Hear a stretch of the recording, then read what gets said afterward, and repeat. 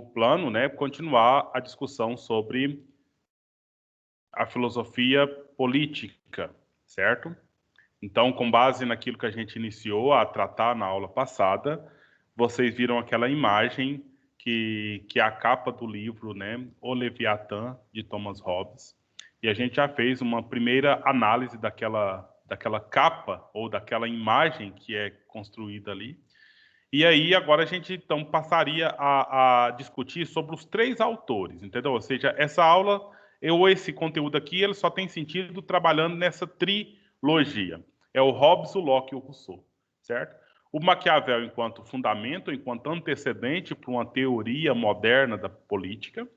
E o Hobbes, Locke e Rousseau são aqueles que trazem fundamentos para os tipos de governo que nós temos da modernidade para cá, ou até atualmente, ou até aquela novidade republicana que ocorreu na história, aí que é agora, atualmente, a mais comum entre as formas de governo que a gente pode ter aqui no mundo presente, né? Mas que significou uma alteração na estrutura naquele momento lá. Agora, gente, veja bem, nós precisamos fazer um exercício aqui nessas três aulas, né? Então, vamos pensar que nós vamos ter uma aula sobre Hobbes, One Locke e outra sobre Rousseau. O exercício é o quê? Pensar como é o indivíduo, como é o ser humano. Entendeu? A primeira pergunta a ser respondida, e eles vão responder essa pergunta, né? Como a gente classifica o ser humano? Enquanto a virtude, propriamente dita. Se você for lembrar lá em Aristóteles, né, nós somos virtuosos, nós somos puros, nós somos bons, temos capacidades, mas a gente pode tender aos vícios. E quando a gente tende aos vícios, os vícios eles são excessos, né? Ou falta. Então a gente pode ter esses dois itens. Nós temos aqui a característica legal, boa, mas se a gente cair para o vício, ter essa característica muito demais, é problema. E se a gente tiver falta dessa característica, é problema. Entendeu? Então, ser bom é bom? É bom. Mas ser bom demais é problema e ser bom de menos é problema. Né? Nesse sentido aí. Só que as virtudes lá em Aristóteles a gente já tem, ponto. Né?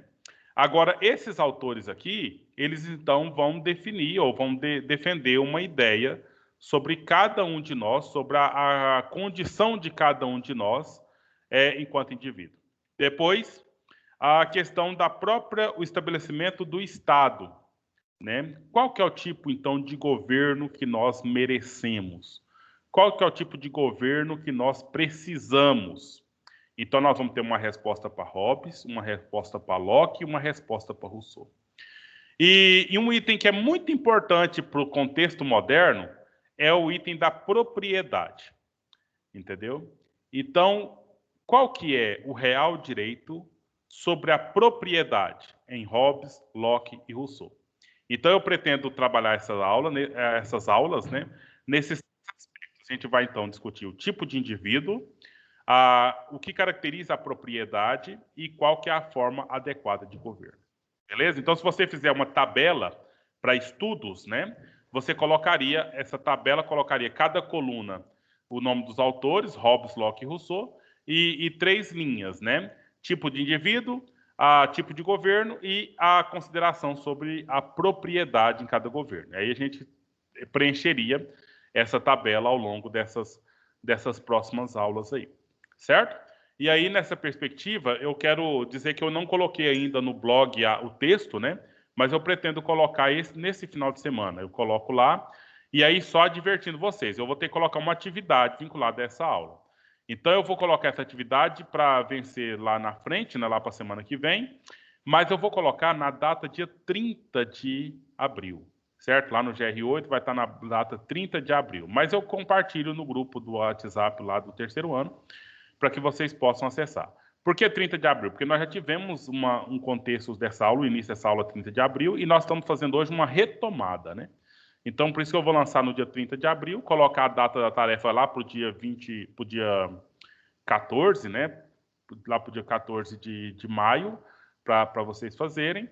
E depois, lá no dia 14 de maio, eu pretendo colocar uma outra aula, que é a aula sobre o John Locke, né? E aí, 21, eu acho que nós vamos estar fazendo prova. Aí, depois que terminar isso aí, a gente vai fazer a aula sobre o Rousseau. E aí já vai ser, talvez, férias, né? Todo mundo vai ter tirado nota, ninguém precisa de recuperação aqui, né? Então, vamos ver como é que vai ser essa questão daí para frente, nesses próximos dias, que serão, então, os dias já de encerramento. Agora, veja, né? Então, nós já estamos já caminhando para terminar o segundo bimestre, né? Começar a prova já na semana que vem e assim vai. Então, meninos e meninas. Professor, Sim, Emily. eu poderia colocar essa tabela que o senhor falou desses 3 pensadores lá no blog? Não, Dá para a gente estudar. A gente pode até fazer isso, e talvez já até ache isso aí na internet pronta, né? Mas é porque, na verdade, não. O Emily, é o seguinte, eu sugiro que você faça aí para você.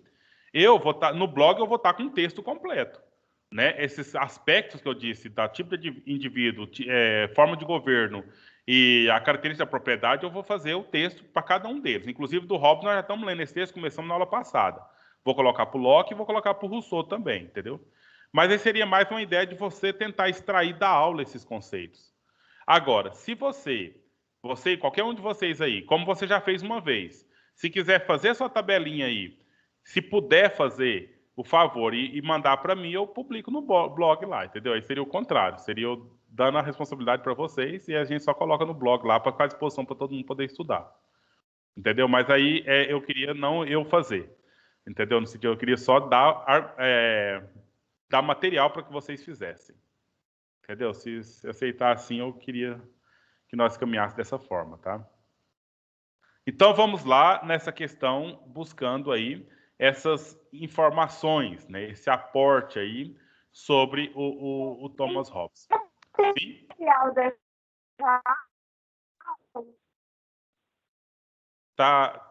Cortou bastante, eu não entendi. Você falou lá no Ixi, não deu para entender ainda, Emily.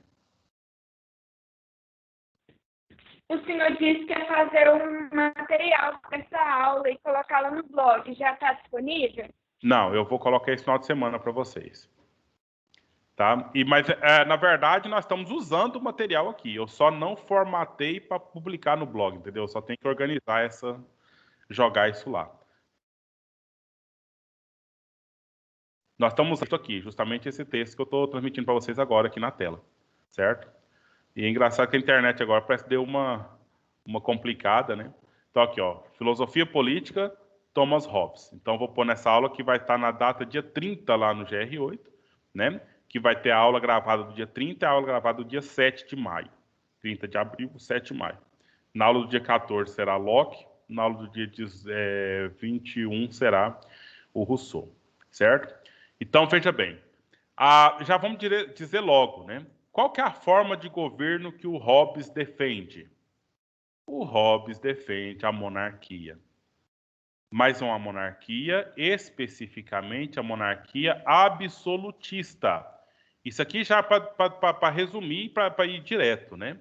Hobbes defende uma monarquia absolutista.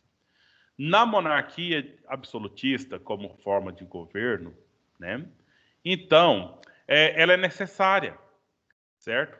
Ela é necessária. Por quê? Porque os homens, agora já estamos respondendo o segundo item da questão, o tipo de indivíduo, tá, gente? Aqui, de forma resumida, depois a gente vai tentar explicar um pouco melhor. Os homens, todo homem, busca a satisfação de seus desejos. E essa busca, ela é egoísta, certo? Então, existe uma igualdade natural entre os homens, no que se refere a essa busca incessante pela satisfação, e quase sempre é egoísta. O que significa ser egoísta? Então, egoísta vem do grego ego, ego significa eu, né? Desculpa, ego não é grego, não é latim mesmo. Então, eu. Então, eu preocupo comigo, o outro que se exploda, o outro que se vire, né? E nessa busca, então, acaba sendo uma coisa muito perigosa. Por que é perigosa? Porque é um ambiente hostil, um ambiente de guerra. Por quê? Porque o homem, dentro dessa ideia do direito natural, certo? De um direito natural. Então, não é um direito social, não é um direito criado, convencionado, etc. É um direito natural. O homem, ele busca a sua autopreservação, né? Todos os homens estão buscando a satisfação do seu próprio desejo. Então, nesse sentido, eu me torno, eu sou ameaçado, né? Porque eu também estou buscando a minha satisfação. E se por acaso eu sou um homem mais fraco entre os demais homens, se eu sou um homem mais fraco entre os demais homens, então se aquilo que eu tenho é desejo de satisfação do outro, o que vai acontecer comigo? Com certeza o outro vai me matar para tomar aquilo que é meu, né? Isso está dentro do direito natural. Do direito natural que os homens estão buscando os seus próprios desejos e satisfações, e aí nós temos uma guerra, né?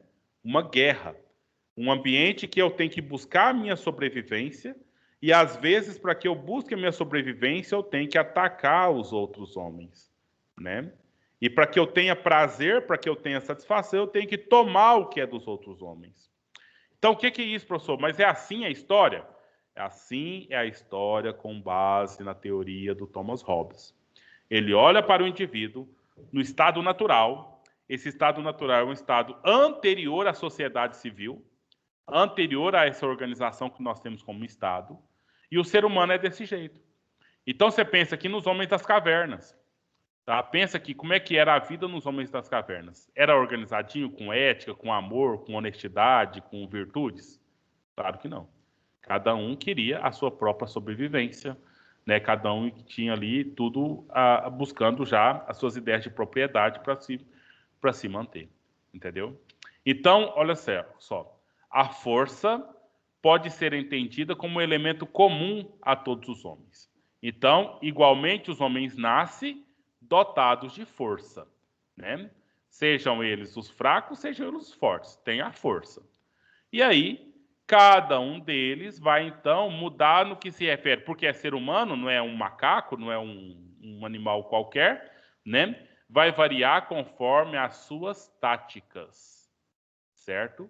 Conforme as suas ações contra o seu oponente.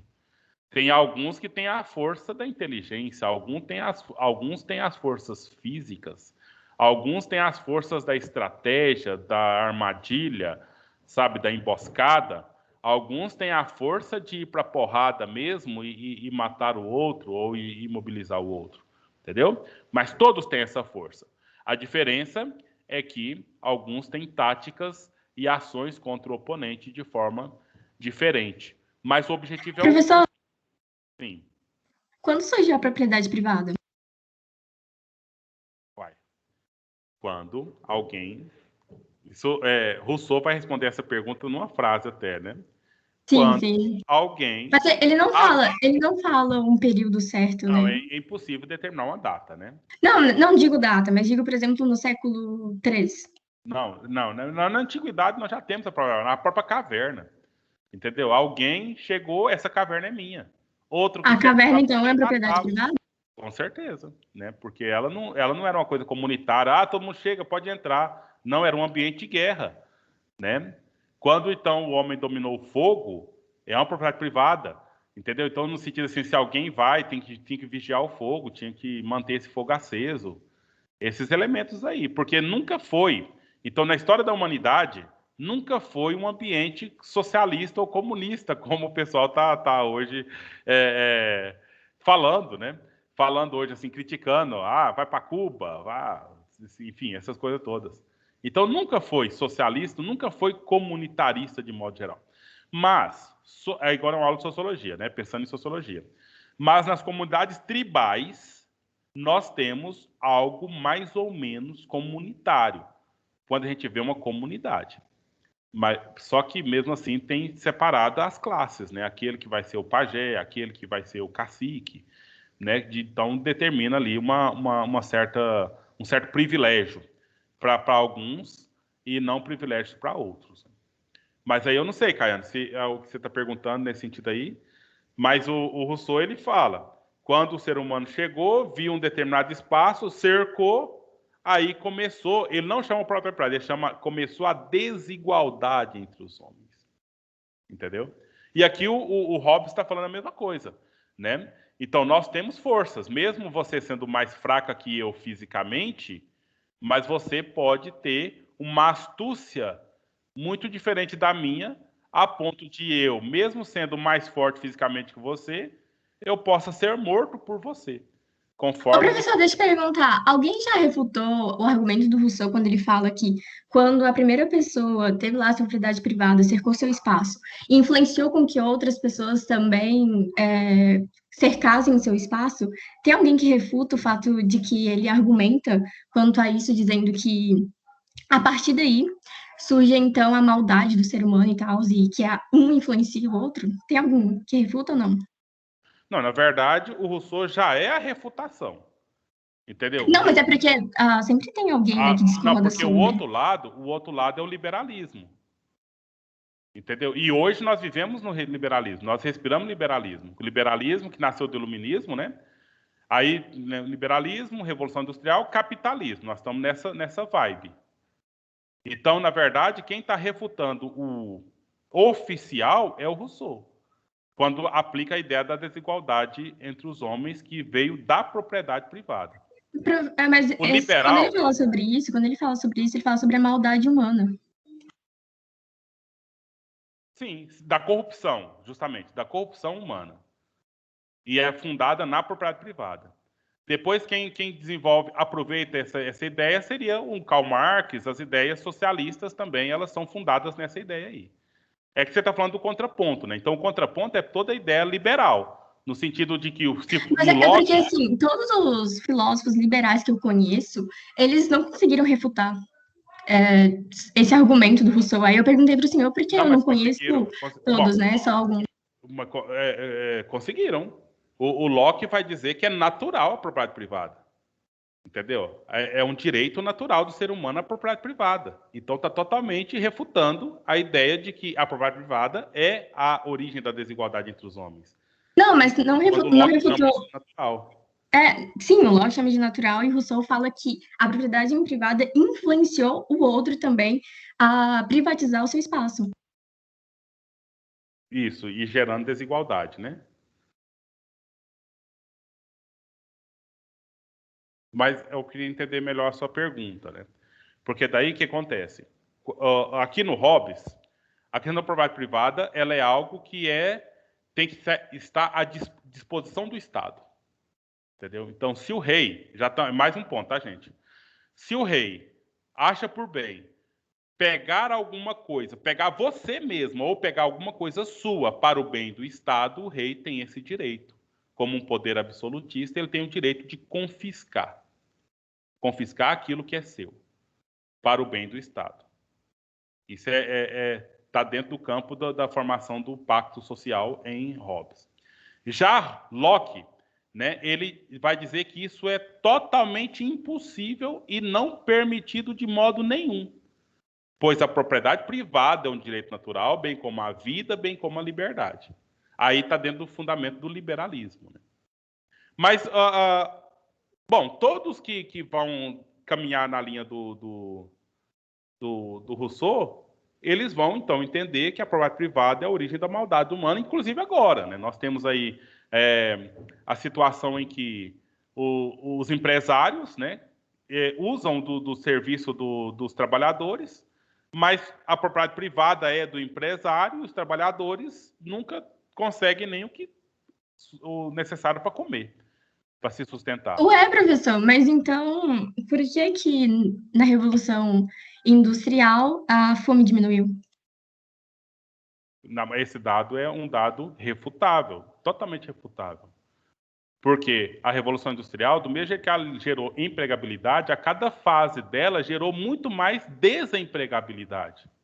Mas não é tão refutável assim, até onde eu sei, porque eu estava estudando há um tempinho atrás e aparentemente durante esse período a população duplicou. Então, se tem mais pessoas comendo e vivendo, então teoricamente a pobreza diminuiu, né? Bem teoricamente, Caiana. Agora vamos fazer o seguinte: nós temos que separar as referências. Entendeu? Então, porque nós estamos estudando, eu não sei, eu estou sentindo na sua fala uma certa defesa ao liberalismo, ou uma defesa ao capitalismo, né? Se for isso que estiver acontecendo, então não está dentro dos objetivos da aula, ou daquilo que nós temos que estudar agora. Nós temos que ver as referências. Não, eu só queria E no saber meu quando ponto que aqui... iniciou a propriedade privada, né? Aí o senhor levou para esse lado. Ah, tá. Mas quando surgiu a propriedade privada? Desde que alguém disse isso aqui é meu. Agora, aí, quando alguém disse isso aqui é meu e defende aquilo ali, pronto, surgiu a propriedade privada. Agora, isso sim, em qualquer época da existência humana, a gente pode perceber isso, né? Mas, enquanto levou para a questão de que o governo tem que defender esse ponto que eu disse que é o meu, aí nós estamos aqui dentro da questão da modernidade mesmo, nesse contexto que nós estamos estudando aqui agora. E o primeiro que conseguiu colocar isso numa legislação de um país foi dentro da teoria do John Locke, lá na Inglaterra, nesse contexto do liberalismo. Aí eu não sei se é isso mesmo que foi perguntado. Porque a propriedade privada pode ser apenas um conceito, apenas uma prática, mas ela pode se tornar uma lei social, uma determinação para a posteridade, então, aplicar. E aí é nesse contexto que está dentro do contexto do liberalismo a questão da propriedade privada. Mas também é complicado só falar isso, né? Não basta, porque nós temos na Idade Média o conceito do feudalismo, ele está fundado na propriedade privada. Então, na Idade Antiga, quando a gente tem lá as diferenças entre nobres e outros, né, escravos ou servos, sei lá o quê, já está também fundado na propriedade privada, né? Agora, na organização de Estado enquanto tal, com leis, etc., e direito, aí nós estamos num contexto do liberalismo. Mas foi isso que você perguntou ou não? É basicamente isso. Muito obrigada, professor. Sim. Mas deixa eu te perguntar, me disseram que, não sei se o senhor conhece o Hoppe, disseram que eles escreveram um livro falando sobre a propriedade privada, alguma coisa assim. O senhor sabe o Quem? que ele fala no livro? Qual Eu não autor? pesquisei nada. Se eu não me engano, dele é Hans Hoppe, algo assim. Não sei. Esse aí, pelo tom do nome, deve ser a turma da Sociedade Mont Pelerin. Né? A Sociedade Mont Pelerin foi criada por o von Hayek. Junto dele fez parte também um chamado, que está mais famosinho hoje em dia, que é o von Mises, né? Que são os da Escola de Economia Austríaca, de origem alemã. Então, está um pessoal nessa turma aí que eles escreveram num contexto contrário às políticas do capitalismo que tinham um pouco de pegada socialista, que é o estado de bem-estar social estabelecido lá nos Estados Unidos, logo depois da crise de 1929. Entendeu? Então, quando tinha uma intervenção do Estado para alimentar as pessoas com fome e ajudar as empresas que estavam falidas, né? Então, teve esse momento, esse estado de bem-estar social, entre os 1930 até 1950 afora. E aí, em 1970, essa sociedade foi criada em 1940. E eles se reuniam de 2 em 2 anos, tal, né? Criticando essas atitudes do capitalismo. E lá para 1970, mais ou menos, nós temos uma nova ideia e nesse meio nasceu o socialismo também, né? No pós-Segunda Guerra Mundial, etc. E aí, lá em 1970, então, criaram uma nova ideologia chamada neoliberalismo, que vai contra o New Deal lá, do Roosevelt, que seria essa questão do estado de bem-estar social, apresentado pelo John Maynard Keynes, da economia. Entendeu? Então, ou seja, essa turma aí, esse nome que você disse, eu acho que ele está dentro desse contexto aí da Mont Pelerin. E o Hayek também, aquele que ganhou o prêmio Nobel? Sim, da economia. Ele é o fundador, né? Fundador dessa sociedade, que é defendendo o liberalismo, defendendo o capitalismo e contra todo e qualquer tipo de assistencialismo do governo às pessoas. Então, nada de bolsa, nada de cesta básica, nada dessas coisas. O mercado e as empresas têm que se manterem conforme elas próprias se organizam na lei do mercado. Aí busca na teoria lá atrás, no Adam Smith, por exemplo, né? Na questão de que o mercado ele tem a sua liberdade, né? O liberalismo econômico, propriamente dito. A economia só começou a partir daí, né? Não. Porque a economia é o estudo da escassez para usos alternativos, né? A economia capitalista, né? Que bem claro, a economia capitalista, especificamente.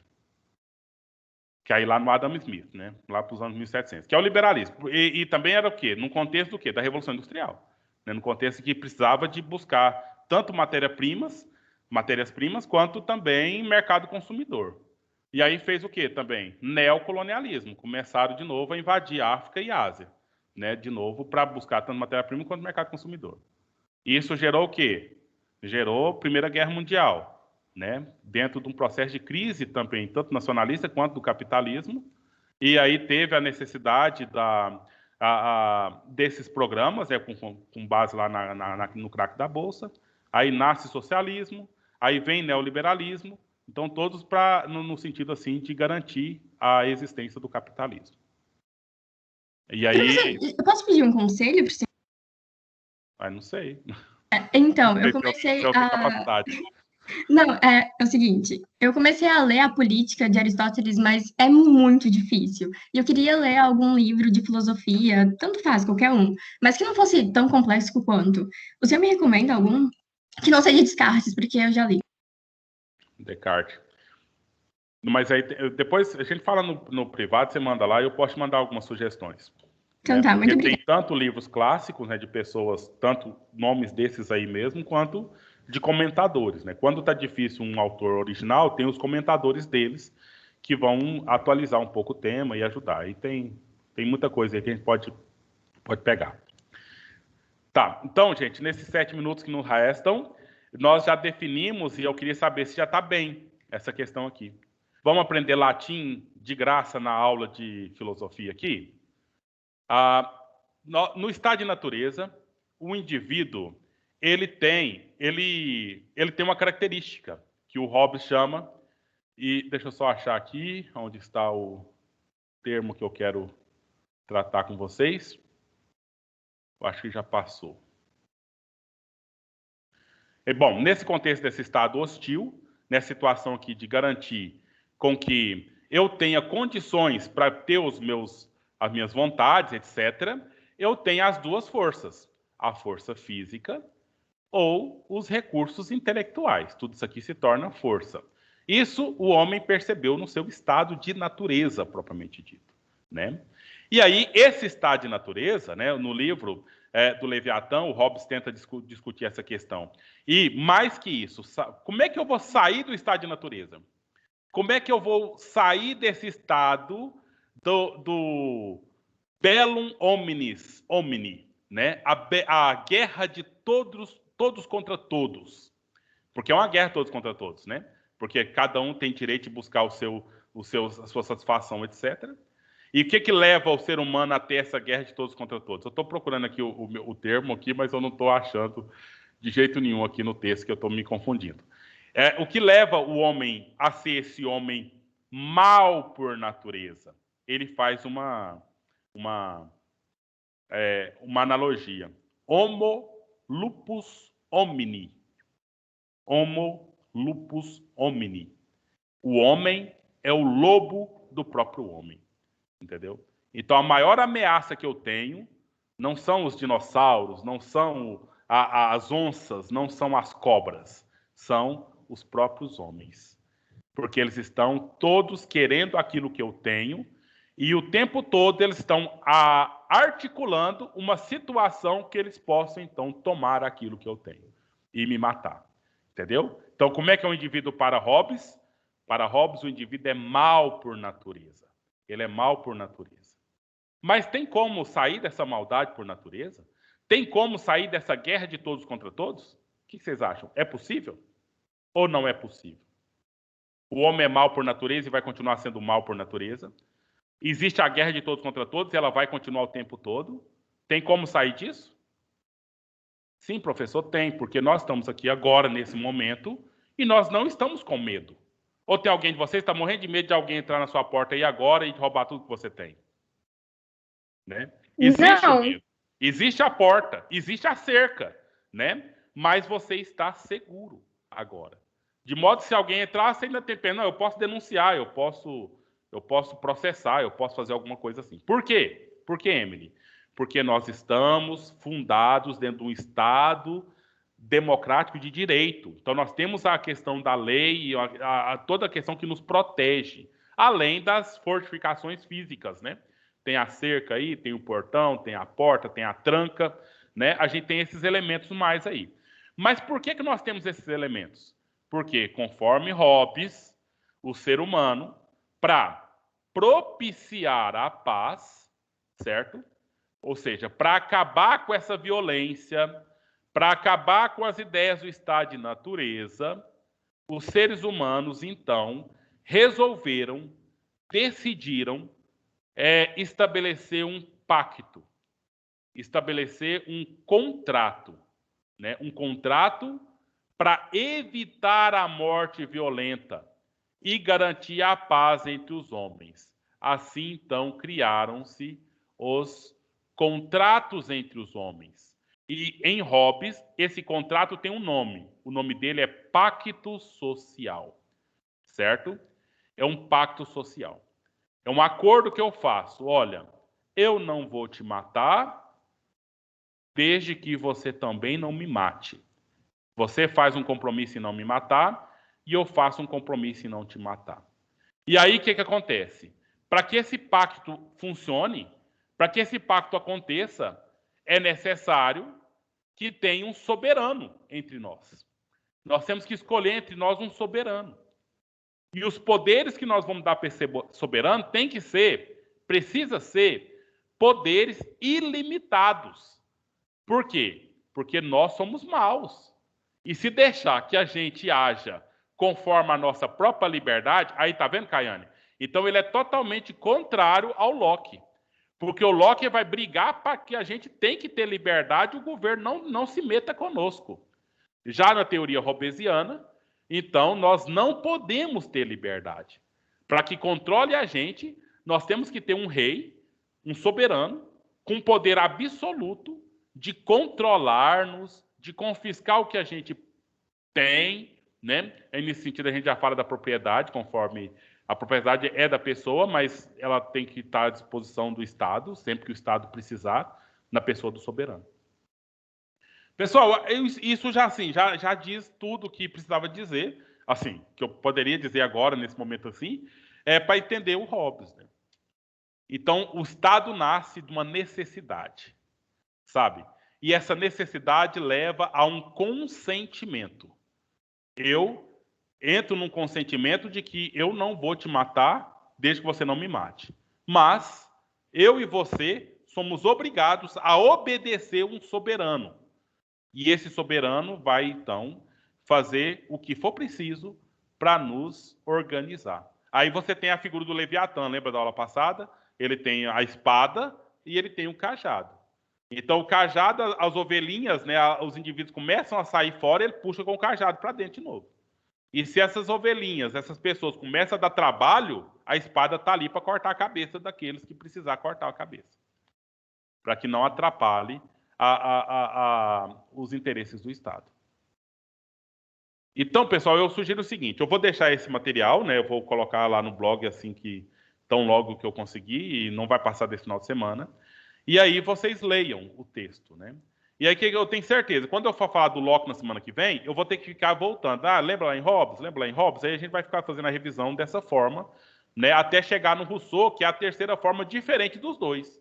Hobbes e Locke ainda defendem monarquia, só que a monarquia do Hobbes é absolutista e a monarquia do Locke é constitucional, né? Ela é liberal, e o Rousseau defende a república, aquilo que nós temos hoje.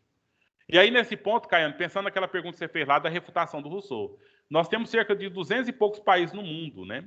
Então, as monarquias não chegam nem a 10%, ou nem a 15%. Então, ou seja, essa ideia pegou, né, essa ideia do Rousseau, na questão da forma do governo, só que eu estou falando, tá? Então, essa ideia do Rousseau pegou, no sentido assim que pegou a ideia do Rousseau enquanto forma de governo e pegou a ideia do Locke enquanto a organização dessa forma de governo no que se diz respeito à não intervenção do Estado na economia, né, que nós temos agora especificamente baseado no neoliberalismo bem mais evidente. Gente, tem alguma coisa para dizer? Eu acabo de colocar a frequência aí no chat, aqui no chat do Teams mesmo, tá?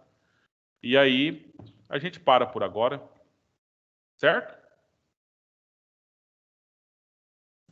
Certo. Professor, Certinho. e esses materiais estão no blog, né? Vão estar, tá? Aí, quando eu colocar lá no Professor, blog, eu mando lá no grupo de vocês lá para dizer, ó, tá lá disponível já. professor, manda o link também, tá? Sim, Porque sim, eu isso sempre mesmo. perco o link. Eu mando o Tá link. bom, obrigada. Bom fim de semana. Tchau. Obrigado, vocês também. Tudo de bom.